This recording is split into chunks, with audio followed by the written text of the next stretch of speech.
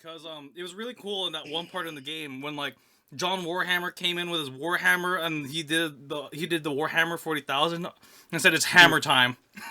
I couldn't believe when Horus Heresy walked. He was like, "It is me, Mr. Heresy, and I've collected all 40,000 Warhammers." No, 30,000, and then it became 40,000. Sorry. I was off on the lore. Yeah. So I've been I guess it's not a secret, but I've been watching a lot of Adric, and because they started doing the fantasy stuff, I did it. I have seen the Warhammer. I was like, it's real. I thought that was just a name. Right? Also, the John Warhammer. Yeah. But as an honest review, having played this game for like the past, I don't know how many hours now, I'd say like this is well worth it. Especially if you're a fan of the setting or if you want to get into Warhammer 40,000. This is a solid entry point. You don't have to have played the prior game, but people who have played it, your long await is over. If you've been hesitant to come through and play it, this is definitely your chance to come play it. My only concern is if your PC is not built for modern day gaming, you should definitely wait until you can upgrade to play this game. But if you're playing on console, from what I've heard and from what I've seen, it's a solid start, and that like the cutscenes are magnificent in all its glory in its current gen state of where we're at, of 4090s, PS5s, and Xbox Series X's. So if you're looking for that, it's very much in that same vein of, if you liked Gears of War, if you played the first game, you know what to expect in that it's a third-person tactical shooter, as well as a hack and slash at the same time. So you do get a good mix of gunplay and melee combat. If you're like, the game is very gory, so if you're very squeamish and you don't have a strong stomach to handle that kind of thing, it's not gonna be for you. On the right depths, though, the game has solid customization for multiplayer on both PvP and PvE mode. The campaign is fully co-op, so you can play through with your buddies after the tutorial from beginning to end. And the cutscenes are just magnanimous. They're just very epic. Like, if you're a huge lore nerd, or like, if you're like deep into it, is like you'll have all those "oh fuck yeah" moments, and you're gonna get a solid kick out of it. Yes. I have a note. Yes. If you're a PC player, the default settings for the controls are horrible. you gotta remap them. Yep. That was the first thing I did. Like, why is parry C? That is a terrible button for parry. Oh my. What did you remap it to? It's everything's on my mouse. Okay. But I have like a fancy mouse, so. Yeah. For me, I was playing this on 360 controller or Series X controller. So I heard it's quite good on controller. Very. Because like it's intuitive in that your right bumper is your melee button and your trigger is your attack. So if you play Dark Souls or like any Soulsborne game, you're gonna feel that action. Yeah, and that was the main thing I wanted to bring up, because controls, the defaults are bad. Yeah. Throughout the stream and some of my gameplay hours here and there, I had some bugs in that like textures didn't load. But that was on me, because like I was kind of running my PC from the early access to then, and like my PC just kind of at some moments, so nothing really loaded in. After doing a reset, everything loaded in fine. Customization is in depth. It's everything you would want in it, albeit there are some elements you would want more of. Like if you're a Raven Guard fan, sadly you don't get the beaky helmets. I was kind of let down by it, but you are Primaris, and that's not really a Primaris thing. Yeah, you are the next gen Space Marine, so like you have this grill helmet instead. If you're looking for modern Space Marine stuff, this is a fantastic representation. Absolutely, and again, this is like the beginning of like a new generation for players if you want to get into the Warhammer universe, to see. Like, everything here is to scale. Like, it's... As tabletop players, like, we could be, like, just seeing that formation of troopers just right there alone is... I run a As squad a- like that. Yeah. As a notorious Marine hater, and so I don't know much Marine lore. I know bits and pieces. 'Cause it's impossible not to know if you start reading books. But it's the plot felt pretty followable. I never really felt like super lost. So even if you don't know stuff, I do recommend because it's pretty easy to get. The story is not complex. It's pretty easy to grasp. You shoot guys. Like the very first mission is you're fending off an alien swarm. Big spoilers right there.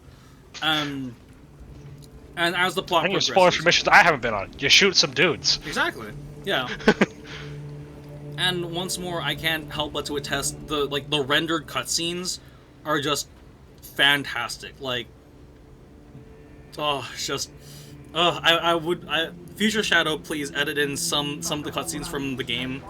I don't know which ones you would pull from, but yeah, just you know which ones. Like, especially like the final act, it is the most satisfying thing. And for the longtime fans who have been waiting the 13 years, I've been talking about this for like the entire stream recording, and that like we've waited 13 years for the sequel to come out, and it is well worth the wait.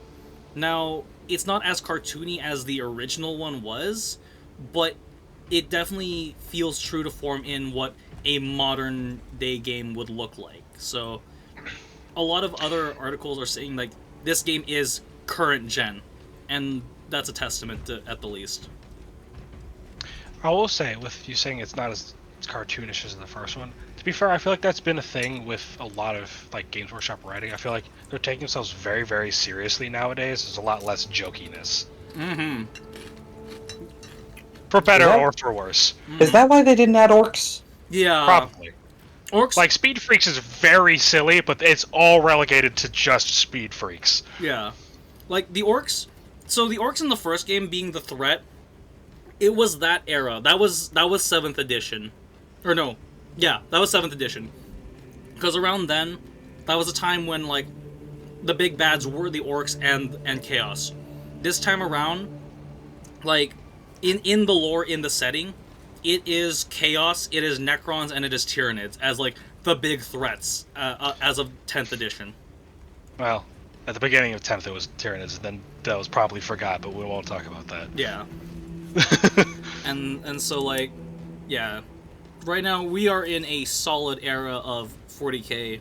So if you want to get into it, this is definitely one of the many games I can recommend of if you want to get into this. However, if you're looking for first-person shooter action, this is not the game for you. This is the power fantasy of being a space marine, of being the lumbering like A walking fridge. yeah.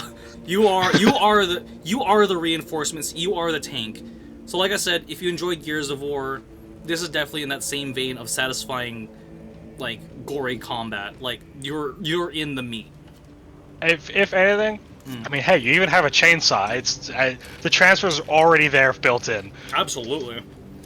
You have a chainsaw, you're built like a fridge, and you just curb stomp enemies. You curb stomp dudes. Downside, you can't just absolutely beat the crap out of cover as you slide into it. It's a bit of an oversight, but Yeah, it is no. what it is. If you're one of those slide canceling COD players, go play Darktide. That's more your speed. No, unironically, like sharpshooter, I still you want can to do play that. Darktide. Yeah, I have Darktide if you want to play it sometime. No, I don't, because I'm curmudgeon. Oh, fair.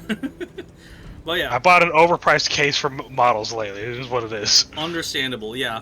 But yeah, if you're curious about 40k and you want to get into the game, this is definitely going to be the one for you. But yeah, I'll keep it short and sweet and under 10 minutes. So there's your quick review of Warhammer 40k Space Marine 2. Future Shadow, throw in some gameplay footage. I mean, we have like 16 hours of gameplay footage now at this point. So yeah. And then a couple explosions here and there. Wow, look at those graphics. Wow. Oh, absolutely, absolutely. Like, so this game is made by Saber Interactive and Focus Entertainment. So those two combined, the Swarm engine, like you will see hordes of enemies. Like, if you enjoyed not Alien Isolation, the other one. Yeah, I don't know about that. No, Alien. Oh God, which one was it? Alien Colonial Marine, I think it was one of the more recent ones. One of the more recent Alien games, and World War Z. You will see billions of like billions of models like running around on screen, so you can feel the scale of war in this game. So yeah, if you're in for that, you're in for a ride. Like it's eye candy. It's eye candy in the best ways possible. But yeah. So if you enjoyed that, you know what to do. I will catch you all in the next video. For now, I'm gonna keep the stream going because I want to run some more stuff. And yeah. Until then, peace. The Rubicon surgery has remade you as a Primaris Marine. You are now stronger, faster, and more resilient. You will take your place as an Ultramarine once more. Your brothers will know that you served in the Death Watch, but your dishonorable status as a Black Shield has been redacted from the archives. Should it be discovered, there would be questions. Lord Calgar has offered you a second chance. Do not taint it.